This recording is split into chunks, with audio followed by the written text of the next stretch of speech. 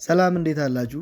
እንግዲህ ትላንት ተጠባቂው የሰሜን ለንደን ደርቢ አርሰናል ከቶተናም በአርሰናል ፍጹም የበላይነት ተጠናቋል። እንግዲህ የኤቨሬጅ ኤዜ ምሽት ነበር ትላንት። ኤዜ ስፐርስ እንግዲህ ለሁለተኛ ጊዜ ነው እንግዲህ የገደላቸው። አንድም በክረምቱ የዝውውር መስኮት ቶተናምን እምቢ ብሎ ወደ አርሰናል መቀላቀሉ ይታወቃል። ትላንት ደግሞ ኤዜ እንግዲህ እንደሚታወቀው ሃትሪክ ሰርቶን የደርቢውን ጨዋታ ላይ ኮከብ ሆኖ ነው ያመሻው። የጨዋታው ማን ኦፍ ዘ ማችም ነበር። እንደዚሁ ቶተናምና አርሰናል እንግዲህ በጣም የተራራቀ ደረጃ ላይ ያሉ ለፉክክር የማይመጣጠኑ ጎረቤታሞች መሆናቸውን ትላንት ያሳየን። አርሰናል በፍጹም ብልጫ የወሰደበት ደርቢ ነው ያየ ነው።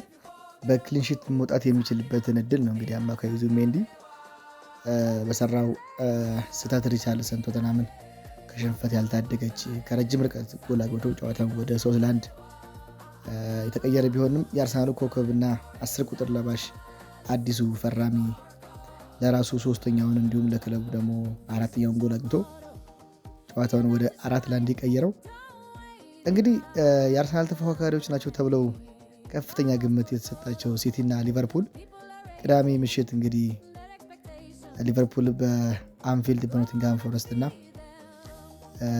የፔፕ ጋርዲዮላው ማንቸስተር ሲቲ ደግሞ በኒውካስል ቅዳሜ ምሽት ሽንፈት ማስተናገዳቸው ይታወቃል።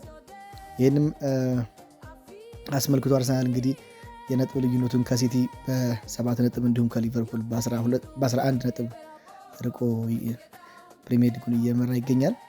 እንግዲህ 12ኛ ሳምንት የመጨረሻ መርሃ ግብር እንግዲህ ዛሬ ምሽት 5 ሰዓት ላይ ማንቸስተር ዩናይትድ የዴቪድ ሞይሱን ኤቨርተን በኦልድ ትራፎርድ ያስተናግዳል።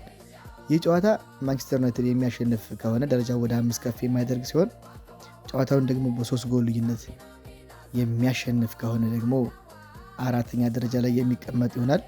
እንግዲህ መጪው ቅዳሜና እሁድ ደግሞ 13ኛ ሳምንት የእንግሊዝ ፕሪሚየር ሊግ፣ ከዛ በፊት ግን የ5ኛ ዙር የአውሮፓ ሻምፒዮንስ ሊግ ጨዋታ በሳምንቱ አጋማሽ የሚካሄድ ይሆናል። እንግዲህ ከነዚህም ዋና ትልቁና ተጠባቂው ጨዋታ በኤምሬትስ የሚካሄደው የአርሰናልና የባየር ሙኒክ ጨዋታ ነው።